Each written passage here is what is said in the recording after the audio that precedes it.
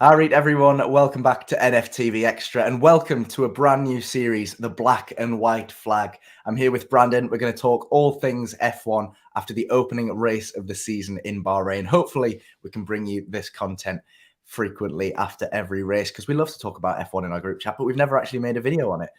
Obviously, Lee, we know, is a passionate Ferrari fan. I just love the sport in general. I like to follow McLaren and Williams. And Brandon, Max Verstappen is your guy, isn't he? Yeah, I am, but I also love I just love the racing as well. I can really enjoy other teams perform well as well. Last season, I really enjoyed McLaren, for example. What's going on with them lately is I don't know, but we'll talk about it later, I guess. Yeah, I just love the game. That's it. Yeah. I love racing. That's so to say. Finally back after a long break, after the dramatic finish to last season. We'll not talk about last season because it's in the past. But yeah, the brand new season kicking off, massive regulation changes, which means it was all change on the qualifying grid. We'll talk about qualifying first because we saw a lot of change up and down the grid, and then we'll get onto the race itself today. If you haven't seen the results and you don't want it to be spoiled, look away now. But I'm guessing if you're here, you've seen it because we're going to talk about it a bit later on. So yes, qualifying yesterday was almost like an extended practice session for some teams. Everyone kind of ironing out the details and the issues that they've been having with testing. We'll take a quick look at how the teams eventually lined up on the grid, because there were certain teams that did not fare well in that qualifying. So if I just quickly share my screen now, we'll go from, is this the, I'm trying to say, no, that's the race result. What am I doing? Oops. So here we go. This should be the qualifying one. Going from bottom to top, I'll take off this. There we go. Bottom to top, it was a familiar sight, Brandon, to see a Williams at the very bottom of the grid. Nicholas Latifi not doing very well for the Williams, was he? Yeah, not sure what to expect this year from Williams, but I don't know. They have, yeah, we'll see. Like it's much closer nowadays, and especially at the back, I think they can still at least score points this season. Yeah. I mean, we saw it last season with George Russell driving. Even Latifi picked up points for them last season. So hopefully they can kick on and provide a bit more competition.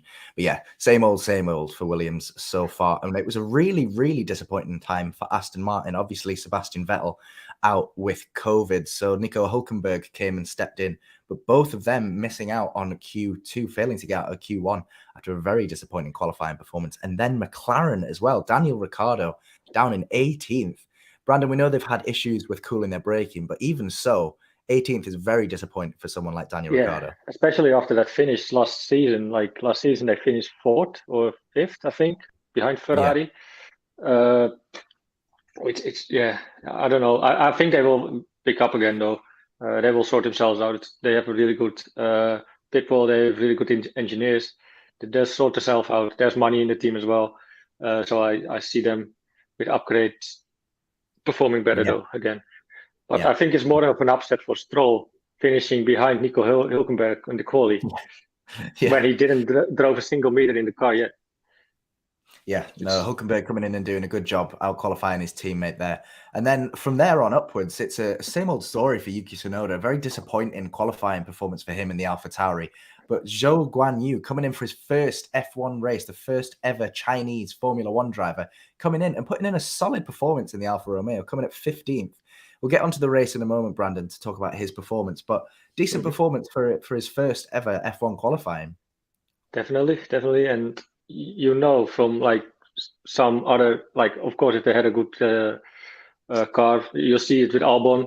He came in the Red Bull. I think he came from F2. And he had a good car, so he performed better. But like this, with an Alfa Romeo, is quite impressive. And we don't really want to talk about the race yet, but like he did pretty well in the race as well. Yeah, we'll get onto that. He looks like a promising talent. Yeah, definitely. And then moving on up, Alexander Albon, a fantastic debut in the Williams in qualifying, did very well to get 14th, pushed the car to its absolute limit to get into Q2. Couldn't do much more with it. He was very happy with his own performance. But then Lando Norris, another disappointing performance for McLaren. Got obviously better than his teammate Daniel Ricciardo, but there's some real issues that they're going to have to work out if they're going to improve on that performance, because they've got a very high risk of dropping from fourth in the championship last year to one of the back markers, which they really don't want to do, especially with quality drivers like they've got. But moving on to one of the stories of the season so far, Haas coming out of absolutely nowhere from 2 seasons without scoring a point. Mick Schumacher qualifying in 12th, which I'm not entirely sure, but I think may have been his highest qualifying position from last season. Obviously, this is second season in the sport. Brilliant drive from him, Brandon. Yeah, and I rate Schumacher pretty high for obvious reasons, but you can see the talent is there. Wondering where he got it from, no idea. But I think he can. This season they can perform very well with Haas. They have good drivers. Also Kevin Magnussen, of course, who we're gonna come up to as well. But yeah, Mick and I think they have a really good duo in that, Kevin Magnussen and Mick Schumacher. Magnussen being the experienced driver, Schumacher is the big talent. I think that's a good, fair competition in that team. Yeah, I'm expecting to see a lot of improvement from Schumacher as this season goes on in a competitive car this year. Obviously, he couldn't really do much last year with the car that they had, but he's shown already. I think Haas is actually quite happy to see the back of Mazepin. Mazepin, sorry, I mean. Yeah. So, well, they're obviously lacking the funding from Uralkali now. The Mazepins have withdrawn from the team, but Haas, powered by a Ferrari engine, which has made a massive difference. Those Mercedes power cars struggling so far this year. Yeah. And we'll kind of zoom through the rest of the field and pick out a couple of headlines. Esteban Ocon in 11th in the Alpine. Pierre Gasly fairly disappointing in 10th in that Alfa Tauri. But probably one of the stories of the season so far is Mercedes struggling to match the pace of the rest of the field. George Russell down in 9th. Very disappointing performance for his official full contracted Mercedes debut, down in 9th. And Lewis Hamilton coming only in 5th as well. Fernando Alonso in the Alpine in 8th. But Kevin Magnussen on his return to Haas, 7th position, Brandon. Like you mentioned earlier, Haas could really be a threat this year. A threat in which way? Like for the championship, or you mean? No, not necessarily to the top, but as a solid midfield team, and maybe even consider that 3rd spot. 100%. Yeah, I would say they can easily, if they keep performing like the way they do, and like I said, they have a really good drivers duo. I could see them go 4th, 5th, 6th, 5th, 4th. Yeah. I mean, I wouldn't be surprised. I also I don't want to say a big fan of Gunther Steiner, but he seems like a really nice guy, but also very strict at times. And he still kept Haas alive while they were struggling and didn't have much money. Weren't lucky either though, and had basically really shit cars over the last few seasons. Yeah, he's done well to keep them afloat and stay in the sport, basically. But then the big news comes in the top 6. Valtteri Bottas in an Alfa Romeo, only 3/10 behind Lewis Hamilton, or 300ths, I should say. That's my apologies. But yeah, fantastic qualifying performance from Valtteri Bottas, and Lewis Hamilton, as we mentioned, in 5th. But then the top 4 is 2 Ferraris and 2 Red Bulls. Max Verstappen splitting the Ferraris of Charles Leclerc, who qualified on pole, and Carlos Sainz in 3rd. Ferrari consistently looked the fastest on the grid throughout practice and in qualifying. And Max Verstappen just didn't have the pace to get pole, did he? Well, it's not far off. It's like 300ths of P1, of course. Like it's really close, but he couldn't get past Charles Leclerc at all. Even Sainz was a threat to him. Also in the race, you saw the Ferrari was just a bit faster with accelerating. Red Bull had troubles finding traction as well. There were other problems as well, but we'll come to that later. But let me ask you a question. This starting grid, is that a surprise to you for not seeing at least one Mercedes on the P1 to 3? Yeah, absolutely. I mean, I think like a lot of people, I thought that Mercedes were doing the same trick they do every year, where they try and hide the true pace that they've got until race weekend. Mm-hmm. And when it came around to race weekend, and they didn't carry it in practice and in qualifying, they just really lacked it. They've clearly got issues, with the porpoising, the bouncing up and down along the track. They can't carry the pace into these high-speed corners. And even someone as accomplished as Hamilton was struggling to keep the car under control.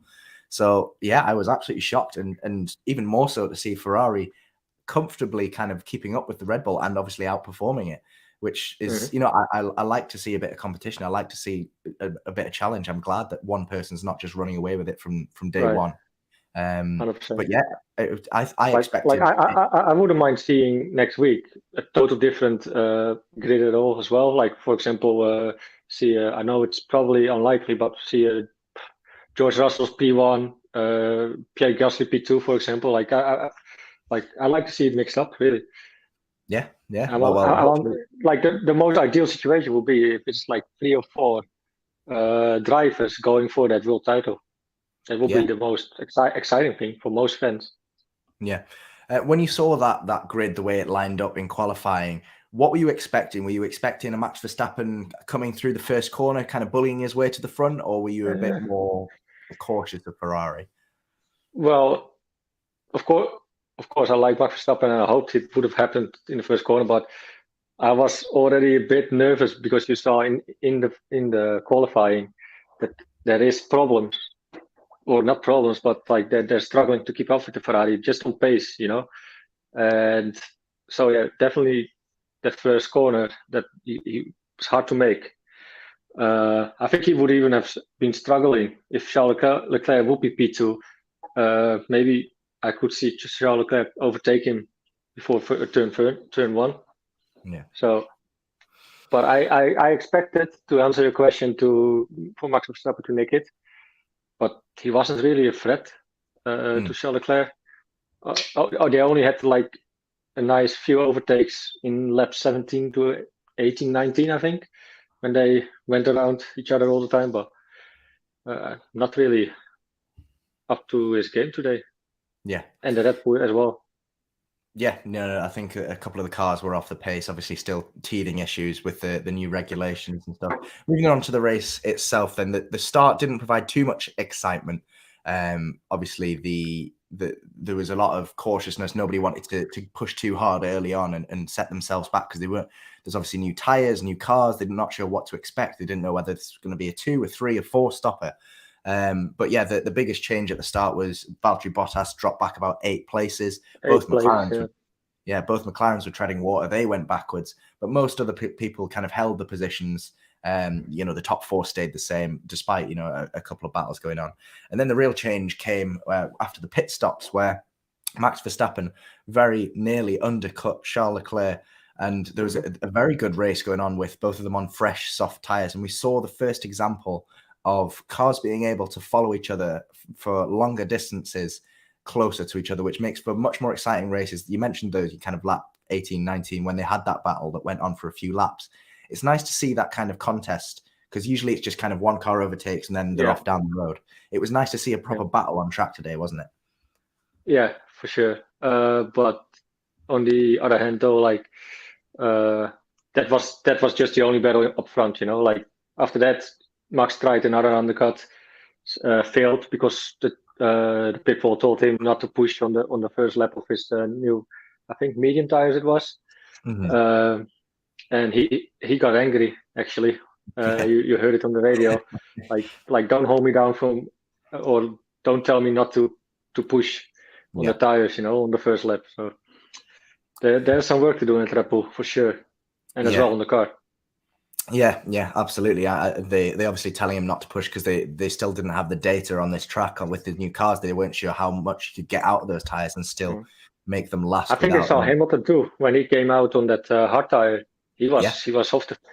He was. I don't know what he was doing, but these are teams and drivers that are experienced with these conditions, and that obviously with the regulation changes, everyone's on a level playing field because nobody's got the data with the cars yet. And we'll see as the season progresses.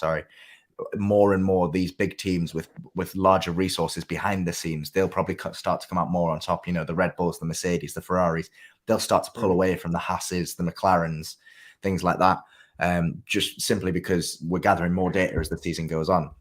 So like you say, there wasn't too much action at the front. We had a little bit of action at the end, at the back of the field. Sorry, cars swapping places willy-nilly. And we actually had 20 cars in the running for quite some time until towards the end, when Pierre Gasly had a fault and his car caught fire and he had to stop and brought out the safety car as well. Obviously, this caused everyone to pit and bunch up again. And we had a bit of excitement with the safety car restart. But again, the Red Bull just didn't seem to have the pace to catch the Ferrari. And Leclerc was off on a very good moment. He caught Max Verstappen maybe a little bit off guard. He was off. Like, very good restart by Charles Leclerc. Good. He picked his moment very well. Yeah. What can I say? It was a good restart from Leclerc, and it meant that Sainz almost caught Verstappen as well after the restart, which would have been fantastic if the Ferraris had managed to pull that off from the safety car restart. I'll quickly share. I said because Max was saying I'm losing power. His how you call someone is in his ear on the radio? That person. His engineer. His engineer, exactly. He told him, "No, we checked your battery. It's all fine." And yeah, what happened after that. But I said before that moment, Carlos Sainz is going to get Max Verstappen. Yeah, the Ferraris just had more pace around the track today. Obviously, we know that the Max Verstappen, he's world champion. He's not a bad driver by any stretch of the imagination. So this Red Bull is seriously under threat from the Ferrari from this race. Running through the results all in all, I'll start from 17th because there were 3 cars that didn't finish. We've already mentioned Pierre Gasly as one of them. And we'll talk about the other 2 a bit later on. But yes, Nicholas Latifi there struggling in the Williams, coming in 16th place, the last of 2 cars to actually finish the race. Lando Norris and Daniel Ricciardo in the McLaren coming in 15th and 14th, followed by Alexander Albon in the Williams and Lance Stroll in the Aston Martin. Those bottom 6 cars that actually finished the race all have Mercedes-powered engines, which is the same engine that propelled Lewis Hamilton to so many world titles. It's strange to see it at the other end of the grid, isn't it? Yeah, you wonder where it's up with you. Why? Maybe it has to do with the body of the balance of the car. Like, the Mercedes cars also look very stiff in corners. Like, they don't really, I don't know. They have problems, and we'll see how it will play out. But there's other teams with problems as well. During the race, you saw Red Bull. He had some problem with his power steering. He got overheating. Max had overheating brakes. Got told by his engineer to back off a little bit and let his brakes cool down. It's not helping at all. No, obviously a long way to go for a lot of these teams, and McLaren especially, who, like you say, finished 4th in the championship last year, 3rd the year before. To see both of their drivers, both of which, you got Daniel Ricciardo, proven race winner, Lando Norris, one of the most exciting drivers, exciting young drivers in F1, coming 14th and 15th, 4th and 5th last of the drivers who finished. It's not great for them. But yeah, moving on. Mick Schumacher. We can say all the cars that performed well were cars with Ferrari motors. Yeah, and we'll look at that as well, and when we come to the top end of the table. But one of those ones with the Ferrari motor, Mick Schumacher in the Haas, keeping his place. Moving up one into 11th, just missing out on his first points in F1. But a great drive from the young man, only outdone by rookie Zhou Guanyu, come into his first season in Formula One and picking up points in his first race in 10th position. Another points haul for Alfa Romeo, and you'll see there that his teammate Valtteri Bottas finished higher than him as well. So a points haul for Alfa Romeo. Remember, they only achieved a total of 13 points in the Constructors' Championship last year, and they're even close to beating that after the first race, which is some improvement for the Ferrari-powered team. But Fernando Alonso, a consistent result for him in 9th, beaten by his teammate Esteban Ocon in 7th, with Yuki Tsunoda splitting the pair in the AlphaTauri. Good recovery from Tsunoda after a poor qualifying performance. Obviously, his teammate Pierre Gasly having to retire from the race after a fault. But then we get into the top 6. Valtteri Bottas in the Alfa Romeo. He'll be absolutely chuffed with that, Brandon. And it shows, he is a good driver. Obviously, he's been second fiddle to Lewis Hamilton for so long, but he does still have the race pace, even in an Alfa Romeo. Yeah, and I think that shows how the quality of Valtteri Bottas.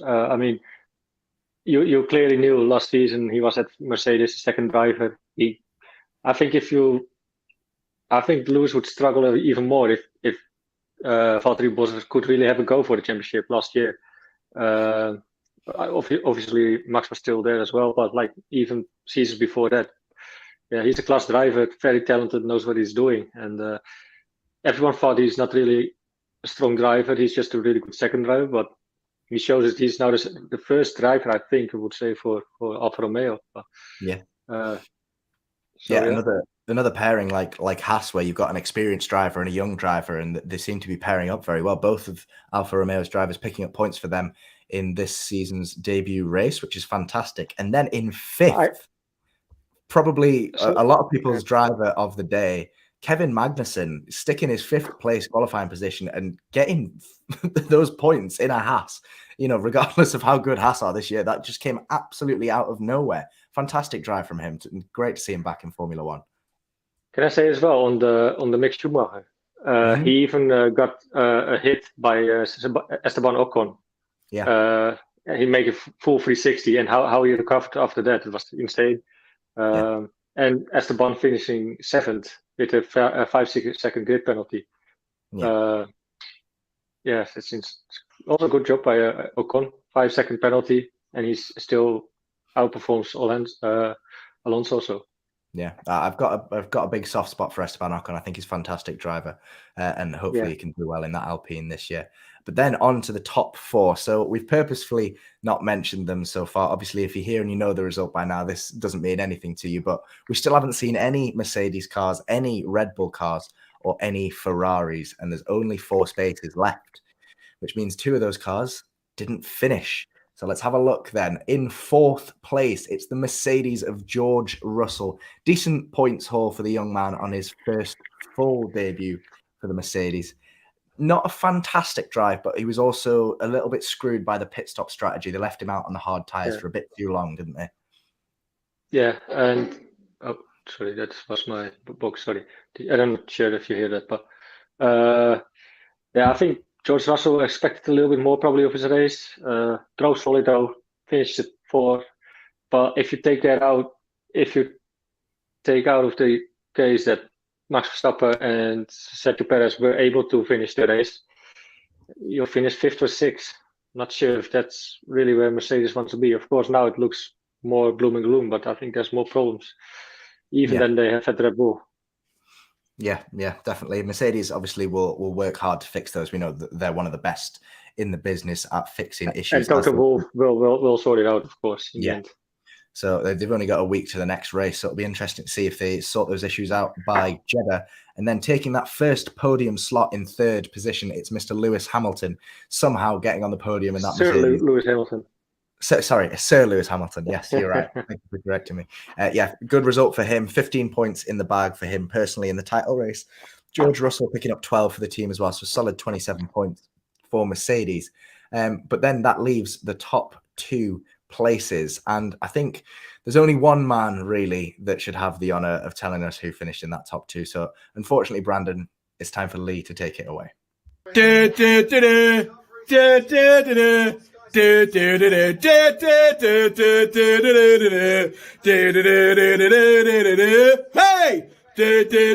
Absolutely buzzing. I need some light in this room. Gotta get some light in this room. Ferrari, 1st and 2nd, man. 1st and 2nd now.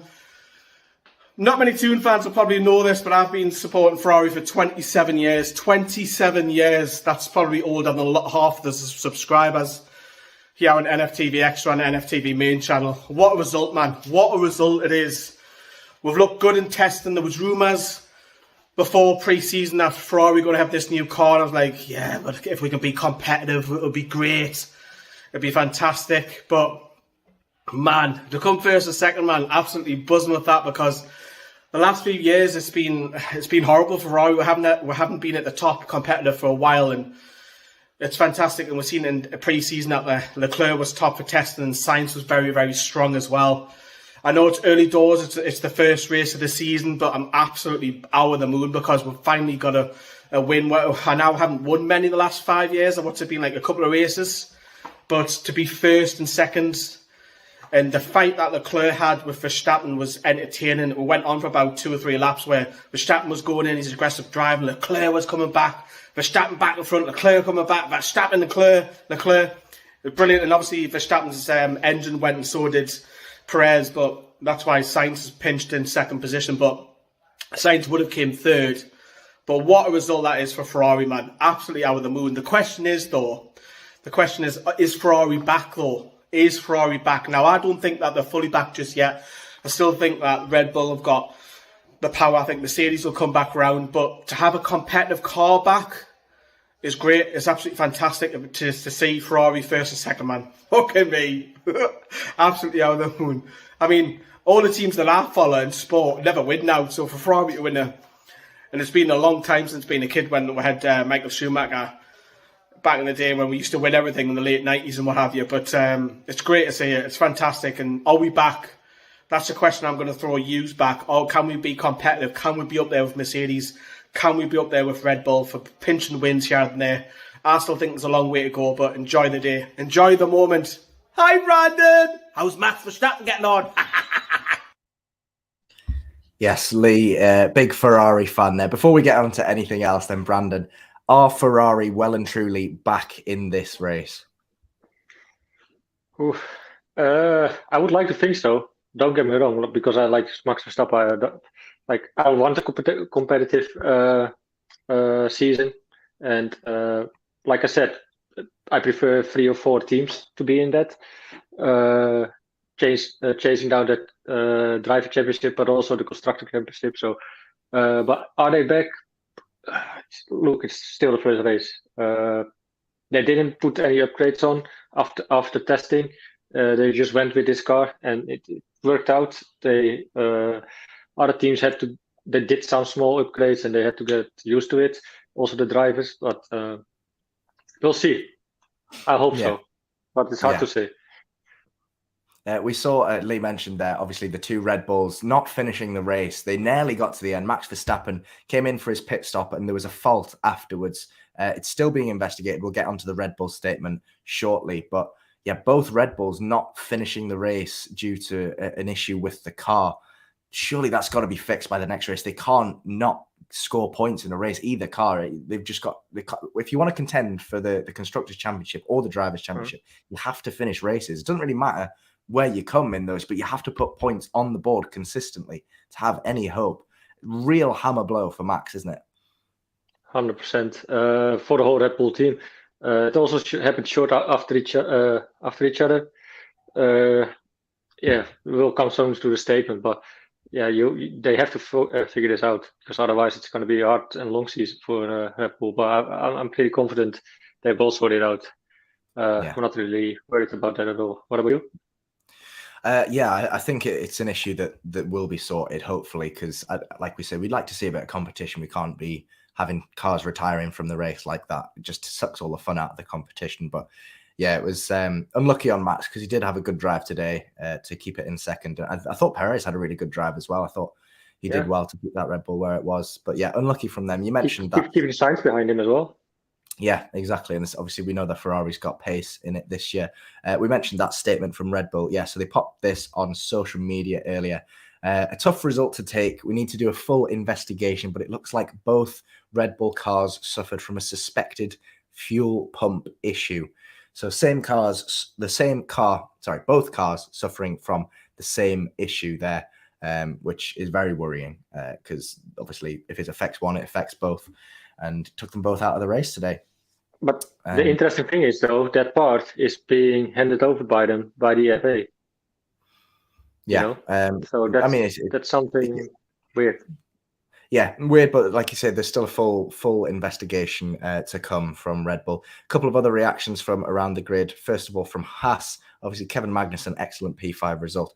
After the last 2 years we've had, you have no idea how much joy it brings to type these words. Yes, Kevin, yes. P5, wow. And that's some result for him, considering, you know, he's been out of the sport for a couple of years now. And to come back in and, like, obviously he's not had the whole summer to prep either, because Mazepin was still going to be driving for Haas up until the last moment. So for him to come in, he got called out. He got a call for when he was in Miami preparing for some other drive or some other race. Not sure which one it was anymore, but mental. Brilliant drive from him. I think it's fair to say, but we both have a sort of a soft spot for Haas. Like, you want to do them perform well. I also have that with Williams, actually. Yeah, I like an underdog story, and I think Haas have two very likable drivers as well. I'm not the biggest fan of Latifi, but I do like Alban. But yeah, whenever a backmarker car, well, Haas used to be a backmarker, not so much anymore. But whenever they do well, it's always nice to see them putting points on the board, and especially for someone like Magnussen, who's been in and around the sport for so long, finally getting a good result. It's great to see. And last but not least, the reaction from social media from the winners, Ferrari. Starting the 2022 season in the best way possible, and no words to describe this, obviously, with a 1-2 podium. It does not get much better than that for anyone. So Ferrari will be absolutely buzzing and brimming with confidence going into the race next Sunday at Jeddah in Saudi Arabia. So we're going to wrap it up very shortly, Brandon, but obviously one race down. There's a long, long way to go. Who are you picking for your top three? We'll go constructors first and then drivers. Okay, starting with P3 for constructors. Yeah, we'll go 3, 2, 1. Probably Mercedes, P2 Ferrari still, I think, and I just go with Red Bull, then P1. For drivers, P3, I think it will be Hamilton. P2 will be Leclerc, and I think Max will have his second win. So you think Sainz is going to? But I'm not biased. No. I mean Hamilton. Come on, he's 7th-time world champion. Yeah, probably didn't pronounce it well, but the man has talent. He's so experienced. I mean, he's such a driver. Don't count him out, because we know what he can do. I mean, yeah, definitely. I think for me, it's difficult because I know I want Ferrari to do well, and I know Lee will hate me for it, but Ferrari have had consistency issues in the past, and I can't visualize them getting 1-2s or getting on pole consistently this season. I don't know why. I mean, this could be the season that they come back and dominate, but I can't. I'm going to put Ferrari third, purely because I think that they will falter at some point this season, whereas I think Mercedes and Red Bull will just only go upwards. I think it will be difficult for Ferrari to keep improving. I'll probably be wrong, and I'd love to be wrong come the end of the season. It would be nice to see Ferrari back on top. But I'm going to go Ferrari third, Mercedes second, and Red Bull first, just because I think Red Bull are a bit ahead of Mercedes now, and just this season, obviously. And I think it would take a lot for Mercedes to turn around the issues that they've had and catch Red Bull. Obviously, I think that's Lee in the comments saying, I hope that's a close third. Yeah, it very well could be. I hope it goes all the way to the wire, and it could be a closely contested 3-horse race. Who knows? It could be a 4-horse race with Haas. But in terms of the driver championship, I am going to go with... it's difficult. Lewis... No, I'm going to go with Charles third, Lewis second, and Max to get his second consecutive Drivers' World Championship. Just stick with the team. It's difficult because Lewis, obviously, undeniably 7-time world champion. We know he can do it, and we know he can face tough circumstances. You know, there was a few races last season where he was starting from the back and had to beat 20 cars to come into the contention, and he did it with ease. So Can he do it with a temperamental machine underneath him? We'll find out. He has done it in the past with not the most amazing car in the world. Charles Leclerc, obviously the better of the two Ferrari drivers, in my opinion, anyway. I have no doubt he can consistently put in performances. It's whether the car will be able to keep up with him. And then Max Verstappen, we know, is going to push it to the absolute limit. Hopefully he doesn't crash out of too many more races. I know he didn't crash today, but hopefully he doesn't have too many more DNFs, because that could really hurt him in the long run. But yeah, I think he could be in with a shout of getting his second drivers' championship. But yeah, that's pretty much another point real quick as well. It's going to be so entertaining to watch as well. The mid-table teams. That's going to be a hell of a battle as well. This year. It was already a bit last year, but I think it's going to be more teams in the mix this year, which will be very entertaining to watch. Definitely. Overall, I would like to say hats off to Ferrari, because they performed really well today. Yeah, and hopefully we'll see you next week after the Saudi Arabian Grand Prix. No promises, but we're hoping that we can come back after the F1 race to discuss it with you guys. Let us know in the comments down below if you enjoyed and you want to see more F1 content on NFTV Extra. And don't forget to drop your predictions in the comments down below. Do you agree with us? Are Ferrari going to fall at the first hurdle after such a fantastic result, or are they going to dominate the championship and run away with it like Lee thinks they are this year? Don't forget, if you haven't already, to drop a like on the video, subscribe to NFTV Extra, and of course to Newcastle Fans TV. I think Lee's in the comments saying that he's going to clip your Ferrari well wishes up for the next video, Brandon. But yes, let us know if you enjoyed the video. Drop a like as well and subscribe if you haven't, and we'll catch you in the next video.